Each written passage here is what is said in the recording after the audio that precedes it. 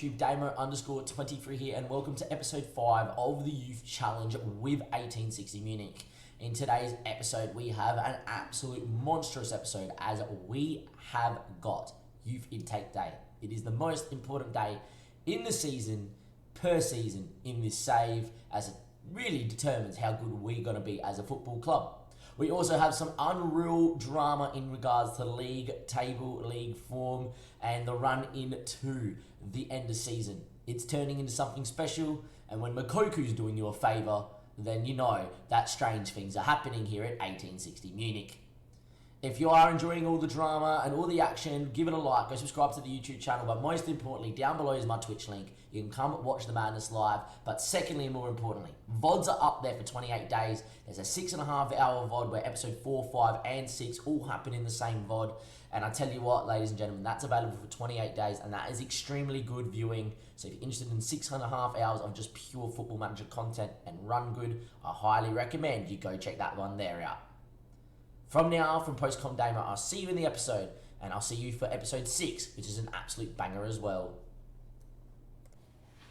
YouTube, Damien, I am currently live on stream. It's been a 3-hour stream. You guys know that I'm getting a fair way into this season on this stream, and we have got youth intake, and oh boy, have we got some talent. It's been an excellent intake, and particularly at centre back and right back.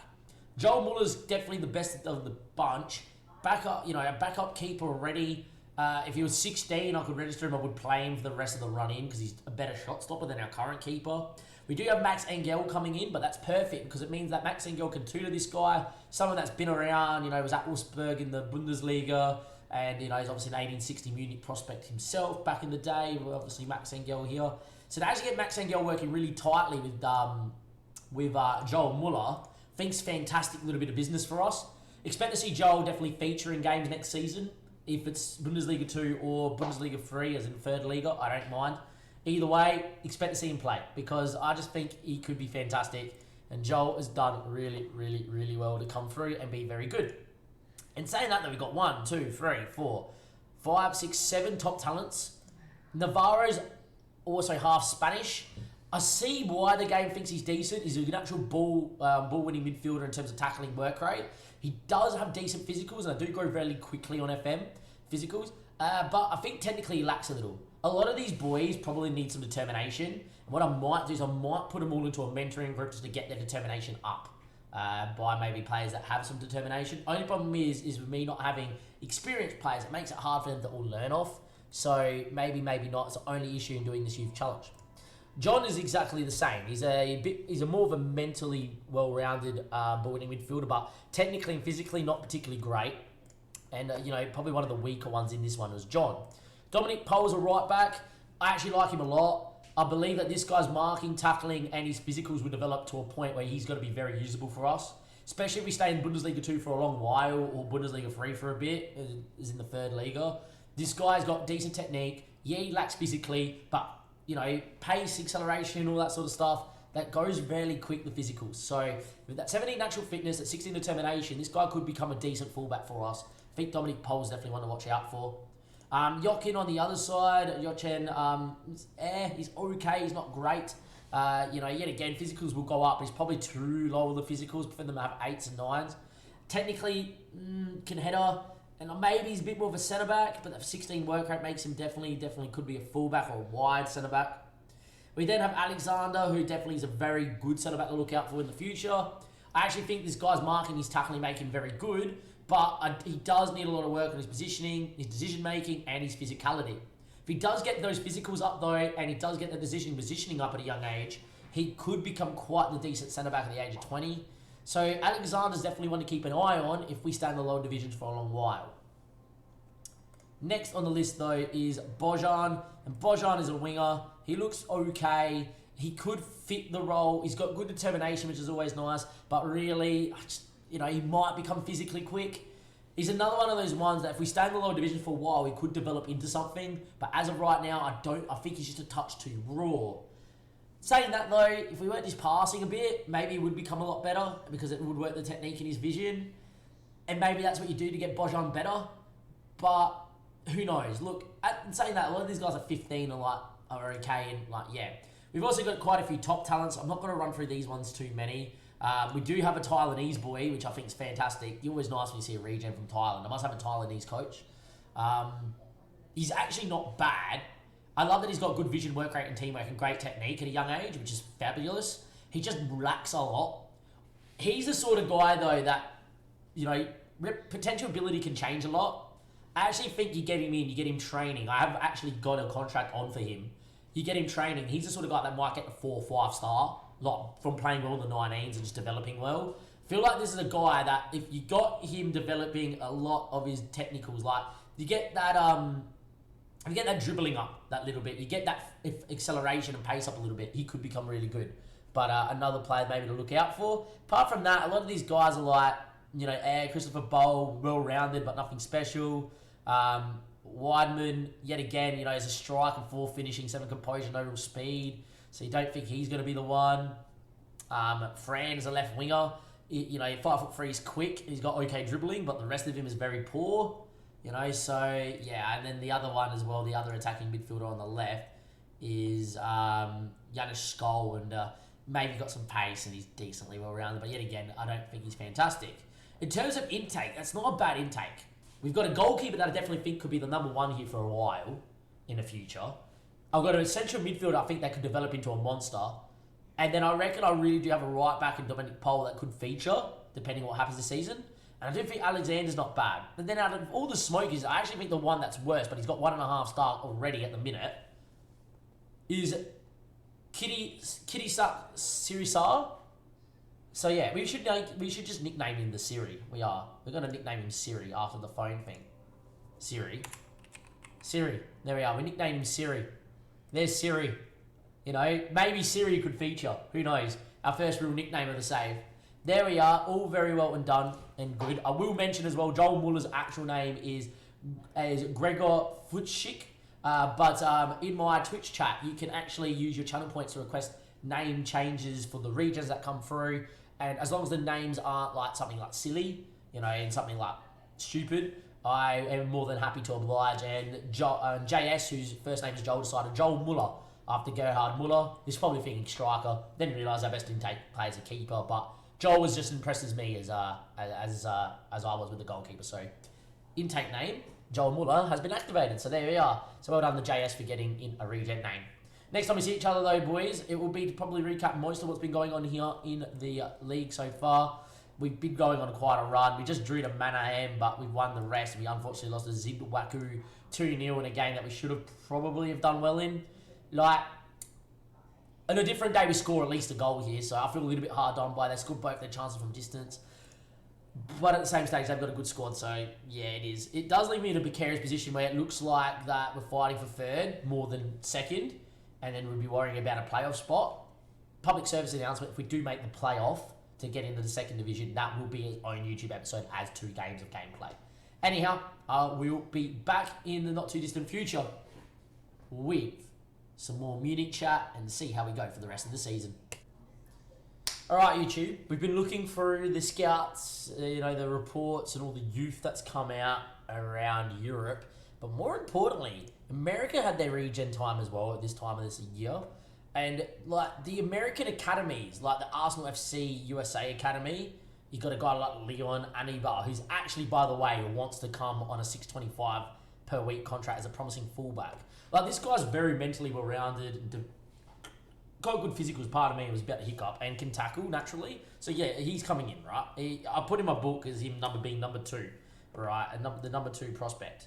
You got to remember, we can't go to the big clubs around Europe or in America, for instance, or, you know, Asia, anything like that, because players are going to want to, you know, they want money for these players. So a guy like Soren Larsen, who is number 1 prospect on my pick, isn't on a contract, by the way. They've just put him on a contract now, but at the same time, he's considering minor in contract. So he is leaving on a free in 6 months' time. Right? So we can approach him, because I put him on a youth contract first. So that's how it works in Denmark, by the way. They're on a youth contract first. You can approach to sign them on a free until they turn into their professional contract, because they have the option to sign them on a professional deal straight out. It's a touch weird, but it's nice. Look how good he is. But on a free contract, unbelievable. Soren Larsen, if he decides to come in, could be fantastic. And then we've actually got a couple of these guys on trial. So we had Brad Brown on trial. Physically looks fantastic. Got a contract if he can finish. I feel like this guy could nearly be pick of the bunch as well. He's up there. He would be probably third on my list behind Larson and Leon Anibal, because I think Anibal's going to be a great left back for a long time. But Brad Brown at this level, Bundesliga 2, is going to have the pace to annoy a lot of sides. Plus, he can naturally finish, and I think there's a lot you can work with him. He's also got good teamwork, good work rate, decent technique. You know, these are the sort of guys we've got to target. Guys on freeze that we can. And then lucky last, Johnny De Kotler is another one I've tried to get from the New York Red Bull Academy. 16 years of age, good determination, great physicals. You got to remember, I think in the third Bundesliga, the rules are a bit funny on European players.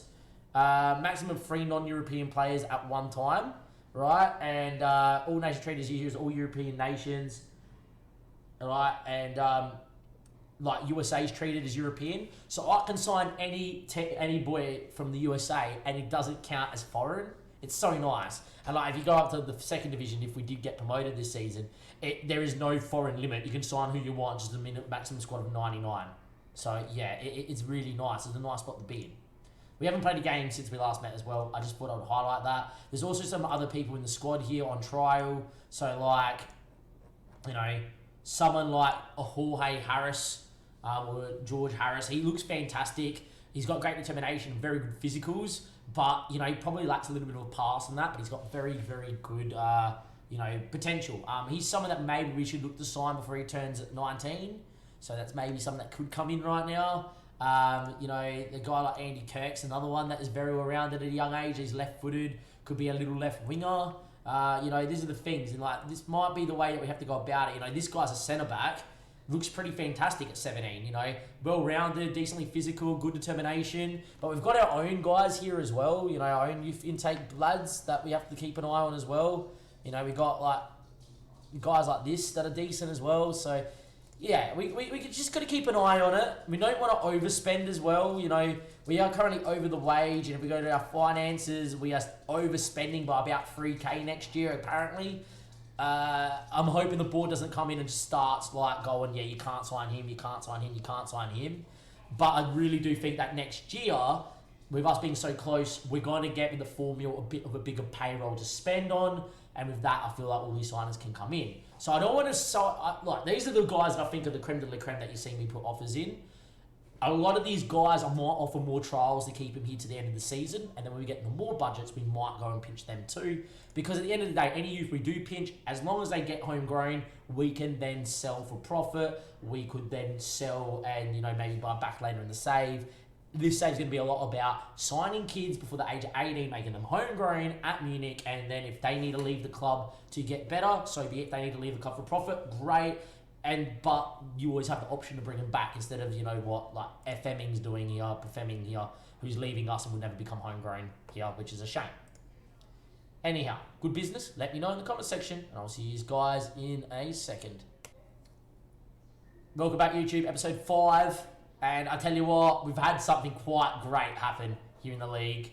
We were 1 point away with 2 games to go to securing third spot. Second still up for grabs. Ziwaku still have a game in hand. But more importantly, Kaiserslautern have just fallen by the wayside here. They have just literally not won in, 4 or 5 games. But have a look at who was the reason why they did not win. Makoku played for the second team. And he got himself an equaliser. We're going to have a watch of the goal together, because that is drama at its finest. Makoku playing for Dortmund too. And that is huge. Now we just don't want him to play against me on the final day. Right, but a ball over the top. It's Makoku. Thank you for coming. See you later. You've got to love to see it. We, ladies and gentlemen, have got 1 foot in the door into the playoff for Bundesliga 2 football. Welcome back, YouTube. We've had some drama.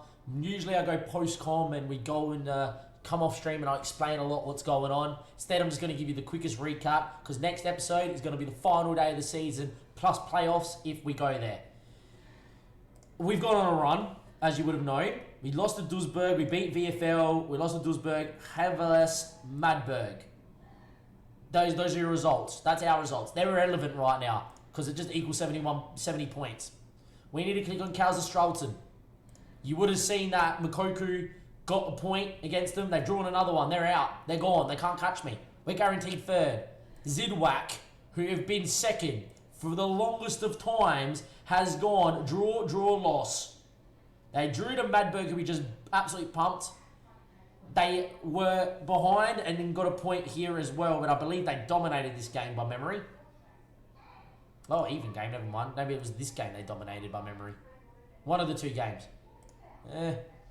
But more importantly, Saarbrücken, from 1-0 down, Saarbrücken scored 3 goals, 65th, 75th and 92nd minute to put me a point behind with a game to go. A point behind with a game to go. At a minimum, we will be playing off against either Hannes Rudstock,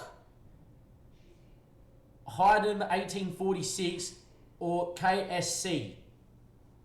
Technically speaking, no, they only play 34 games. So that's those 3 teams here. That's who it could be. That's who it could be if we go to the playoffs. But we have a game against Zidwaku. I can't pronounce him. Zidwaku. I don't know.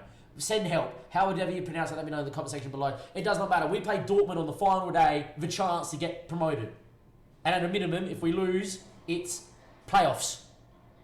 We could seriously go up into Bundesliga 2. And considering we lost the first 5 games of this season, we lost the game 8-1, and we're on 0 points, and we're 2-0 down against Cologne before we turned that around. Who would have thought? Oh my days. From everybody here in the Twitch chat, 5 hours and 42 minutes. Dame and everybody else here, that's the end of episode 5. I'll usually give you more of a recap.